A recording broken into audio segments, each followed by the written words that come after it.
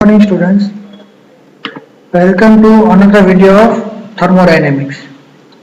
આપણો સબ્જેક્ટ છે mechanical engineering diploma third સેમેસ્ટરમાં થર્મોડાયનેમિક્સ. એમાં આપણે યુનિટ નંબર 3 સ્ટાર્ટ કર્યું હતું. એમાં આપણે જોઈ ગયા હતા અલગ અલગ લોસ જે ગેસ માટેના હોય. એમાં જોઈ ગયા હતા ચાર્લ્સ લો જોઈ ગયા હતા, બોયલ્સ લો જોઈ ગયા હતા, ગિય-લુસાક લો જોઈ ગયા હતા, બરાબર. પછી આપણે જોઈ ગયા હતા કે કેરેક્ટરિસ્ટિક ગેસ ઇક્વેશન કયું આવે PV equal to MRT, બરાબર. એના પછી આપણે જોઈ ગયા હતા કે યુનિટ કયું આવે, કેરેક્ટરિસ્ટિક ગેસ કોન્સ્ટન્ટ છે R, એનો યુનિટ કયું આવશે કિલો જૂલ પર કેજી કેલ્વિન, બરાબર. પછી આપણે એની વેલ્યુ જોઈ ગયા હતા કે આની વેલ્યુ કેટલી આવે યુનિવર્સલ ગેસ કોન્સ્ટન્ટ RU ની 8.314. હવે આપણે જોવાનું જોઈ ગયા હતા બીજું એવોગાડ્રોસ લો, કે એવોગાડ્રોસ લો શું કામ માંગે કે સેમ ટેમ્પરેચર, પ્રેશર અને વોલ્યુમ, બરાબર, બધી વસ્તુઓ સેમ હોય અલગ અલગ ગેસમાં, તો એમાં નંબર ઓફ મોલેક્યુલ્સ શું આવવાના, સેમ આવવાના, બરાબર. એ વસ્તુ આપણે જોઈ ગયા હતા એવોગાડ્રોસ લોમાં. એના પર બે સ્ટેપ જોઈ ગયા હતા, n = PV / T × RU, ને બીજું જોઈ ગયા હતા Na = NB. હવે આપણે જોવાના છે સાયન્ટિફિક ડેફિનેશન ઓફ મોલ. હવે આ જે વસ્તુ છે ગુજરાતીની બુકમાં નથી આપેલું, ખાલી ઇંગ્લિશ ટેક્સ્ટ બુકમાં આપ્યું છે. સાયન્ટિફિક ડેફિનેશન ઓફ મોલ, કે મોલને આપણે ડિફાઇન કરવું હોય સાયન્ટિફિકલી તો કેવી રીતે થવાનું કે a mole is defined as the amount of substance containing a number of molecules equal to the number of atoms containing in 0.012 kg of carbon isotope C12.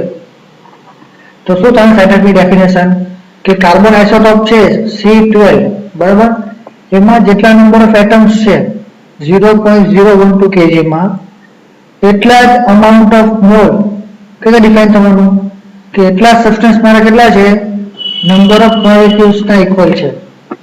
એટલે કે જેટલા એટમ્સ મારા 0.012 kg ઓફ કાર્બન આઇસોટોપ માં હશે એટલા જ atoms મારા સબસ્ટન્સમાં હોવાના, એને કહેવાશે 1 mall. Accordingly, a kilomole is equal to 12 kg of this isotope, બરાબર. પછી નેક્સ્ટ છે કોન્સેપ્ટ ઓફ મોલ અને કિલોમોલ, કે મોલ એટલે શું થાય અને કિલોમોલ એટલે શું થાય. તો a mole is defined as the amount of substance expressed in gram, બરાબર, કે જ્યારે મેં સબસ્ટન્સને ગ્રામના ફોર્મમાં એક્સપ્રેસ કરું ત્યારે મારો ટોપિક ડેફિનેશન કોન્સેપ્ટ આવશે મોલનો. ને n is numerically equal to its molecular mass, બરાબર. જ્યારે ગ્રામમાં હોય ને મારા નંબર ઓફ એટમ્સ છે સબસ્ટન્સમાં એ કેટલા થવાનું ઇક્વલ ટુ મોલેક્યુલર માસ થવાનું, તો એને કહેવાશે મોલ. ને કિલોમોલ એટલે શું થવાનું કે આપણે કેજીમાં એક્સપ્રેસ કરશું ને એની વેલ્યુ કેટલી થવાની એના મોલેક્યુલર માસ જેટલી. સમજ પડી ગઈ? thus a kilomole of oxygen, કે ઓક્સિજનના કિલોમોલ કેટલા થવાના 32 kg થવાનું, એટલે એને શું કરવાના છે આપણે કેજીમાં રિપ્રેઝન્ટ કરવાના છે. ને આ કિલોમોલ ઓફ કાર્બન ડાયોક્સાઇડ કેટલું થવાનું 44 kg, એટલે કે શું કહેવાય કે 1 kilomole is equal to 1000 mole. સમજ પડી ગઈ? ચલો નેક્સ્ટ આપણે જોઈએ the mass of various gas at same temperature and pressure when related like the molecular mass have the same volume. શું કીધું કે અલગ અલગ ગેસ હોય, બરાબર, માસ હોય અલગ અલગ ગેસના, એનું ટેમ્પરેચર અને પ્રેશર સેમ હોય, બરાબર, એનો મોલેક્યુલર માસ છે એ લોકોને શું હોવાનું સેમ વોલ્યુમ હોવાનું. So the molar volume of different gases same temperature and pressure are equal to each other. એટલે શું કીધું કે મારો જે મોલાર વોલ્યુમ છે, બરાબર, અલગ અલગ ગેસનું સેમ ટેમ્પરેચર અને પ્રેશર પર શું થવાના ઇક્વલ થવાનું, બરાબર. પછી if theta equal to specific volume and mu equal to molecular mass, then the volume of a mole is equal to mu theta. શું કીધું કે સ્પેસિફિક વોલ્યુમ છે મારું થીટા છે, બરાબર, અને મોલેક્યુલર માસ mu છે, તો વોલ્યુમ કેટલું થવાનું મારું mu into theta જેટલું. Thus for varied ideal gas the same temperature and pressure mu theta equal to constant, બરાબર. તો આઇડિયલ ગેસ હોય ને સેમ ટેમ્પરેચર અને પ્રેશર કહો તો મ્યુટીની વેલ્યુ કેટલી આવવાની? કોન્સ્ટન્ટ આવવાની, બરાબર, એવોગાડ્રો લો ના પ્રમાણે. પછી એવોગાડ્રોસ લો ના પ્રમાણે it is clear that kilomole of any ideal gas contain fixed number of molecule. બરાબર, એને કોઈ શું કહેવાશે? એવોગાડ્રોસ નંબર. કે કોઈ બી 1 કિલોમોલ વાળું ગેસ હોય, બરાબર, તો એનામાં ફિક્સ નંબર ઓફ મોલિક્યુલ્સ હોવાના છે અને એ મોલિક્યુલ્સ નંબરને શું કહેવાશે? એવોગાડ્રોસ નંબર Na, બરાબર. ને ન્યુમેરિકલી એની વેલ્યુ કેટલી થવાની? એક્સપેરિમેન્ટલી ગોતી રહી છે Na equal to 6.022169 into 10⁻²6, બરાબર, કિલોમોલ ઇનવર્સ, બરાબર. પછી મોલેક્યુલર વોલ્યુમ કેટલું કરવાનું? ગેસનું મ્યુ થીટા કેટલું કરવાનું? 22.4 મીટર ક્યુબ પર કિલોમોલ અંડર સ્ટાન્ડર્ડ ફિઝિકલ કન્ડિશન, બરાબર. એટલે મોલેક્યુલર વોલ્યુમ આપણને મળી ગયું અને Na ની વેલ્યુ પણ મળી ગઈ.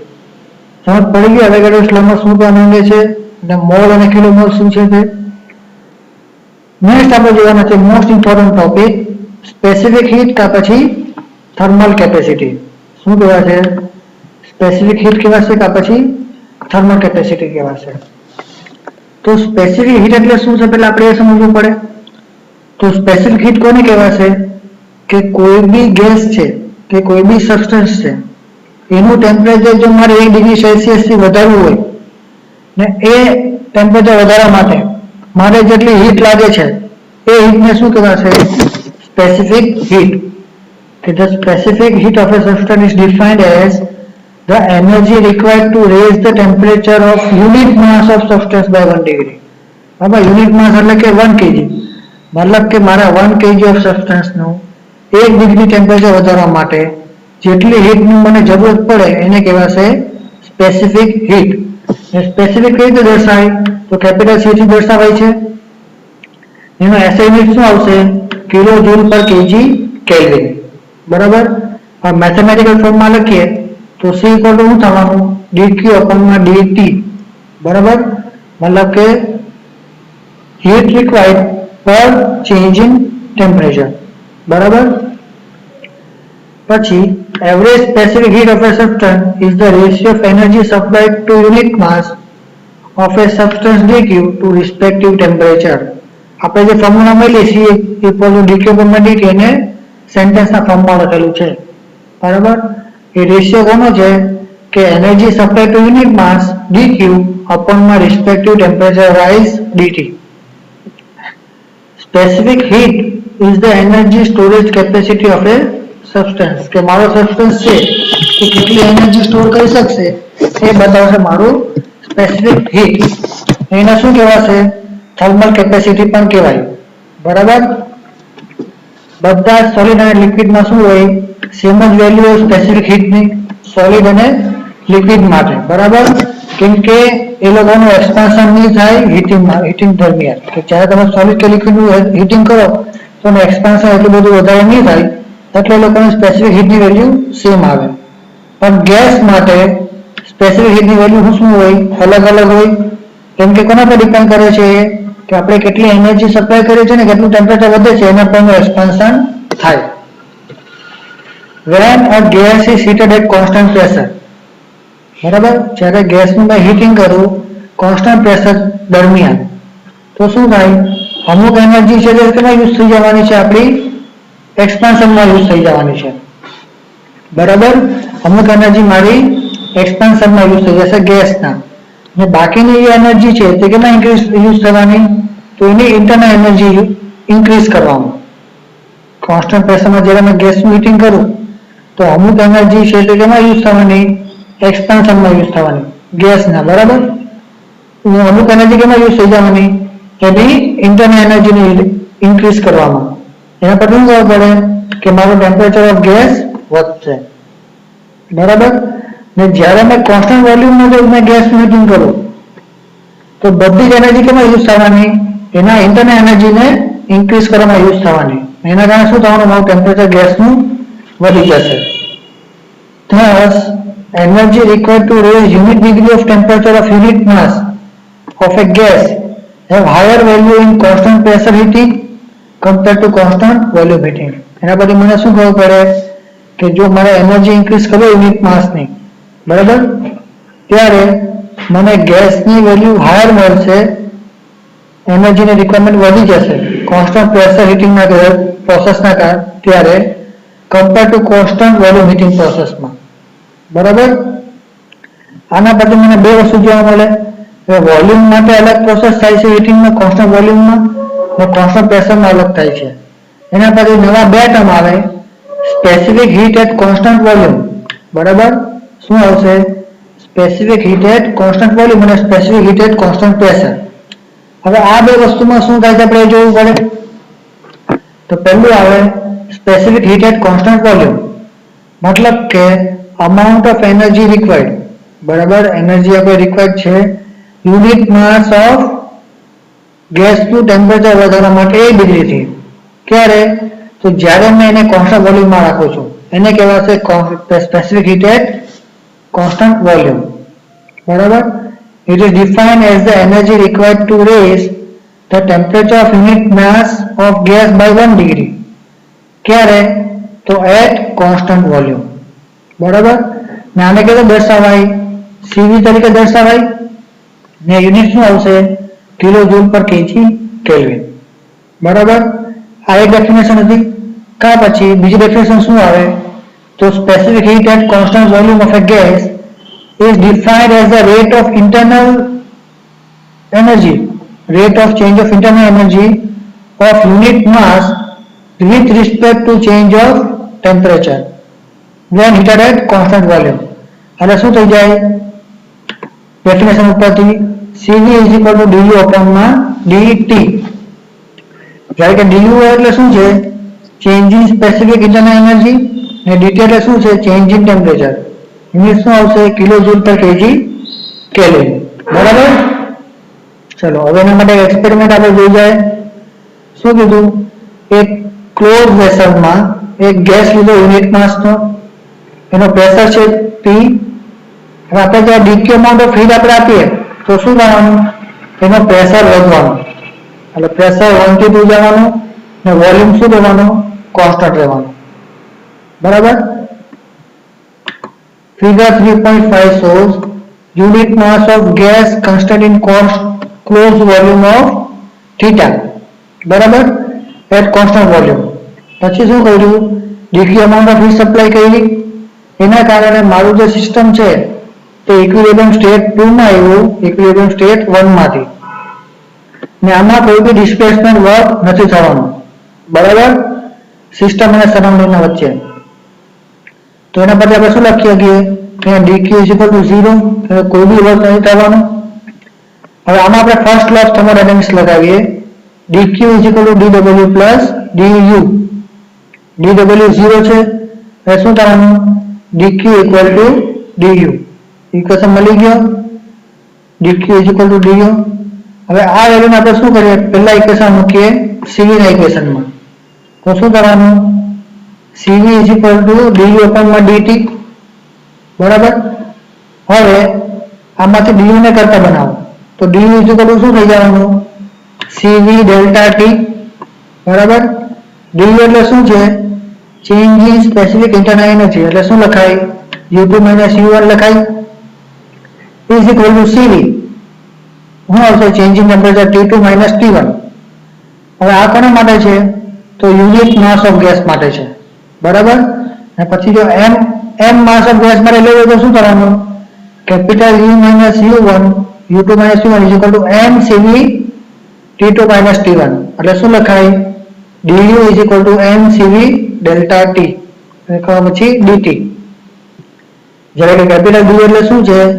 Change in internal energy. CV એટલે શું છે? Specific heat at constant volume.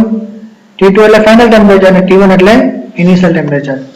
ખબર પડી ગઈ? CV is equal du equal to m CV delta t કેવી રીતે આવ્યું? આ હતું specific heat at constant volume.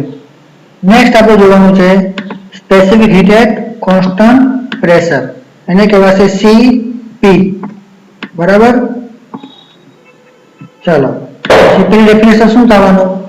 કે amount of heat required to increase the temperature of unit mass by 1 degree, બરાબર. કે કે કોઈ બી યુનિટ માસનો ગેસ છે એનો ટેમ્પરેચર મારે 1 ડિગ્રીથી વધારવું હોય એટ કોન્સ્ટન્ટ પ્રેશર, અને શું કહેવાશે? Specific heat at constant pressure કેવી રીતે ડિનોટ થાય? CP થી, ને યુનિટ શું આવશે? કિલોજૂલ પર કેજી કેલ્વિન. બીજી ડેફિનેશન જોઈએ તો સ્પેસિફિક હીટ એટ કોન્સ્ટન્ટ પ્રેશરની ડેફિનેશન શું આવશે? કે rate of change of enthalpy of unit gas with respect to changing temperature. એટલે શું આવશે? Cp /dH/dt. બરાબર? એના માટે એક્ઝામ્પલ શું આપ્યો છે કે કોન્સ્ટન્ટ પ્રેશરમાં રાખવું હોય, ફિક્સ વેટ રાખેલો છે, ગેસ આપેલો છે dq હીટ આપી સિલિન્ડરમાં, એટલે શું થવાનું? એનું વોલ્યુમ ઇન્ક્રીઝ થવાનું અને પ્રેશર શું લેવાનું? સેમ. બરાબર? હવે આમાં આપણે ફર્સ્ટ લો ઓફ થર્મોડાયનેમિક્સ લગાવીએ તો શું થવાનું? આમાં કોઈ બી ડિસ્પ્લેસમેન્ટ વર્ક થાય છે આમાં સિસ્ટમ દરમિયાન. હવે ફોર યુનિટ માસ એટલે ડિસ્પ્લેસમેન્ટ કેટલું થવાનું? P2 θ2 P1 θ1. First law of thermodynamics લગાવો તો શું થવાનું?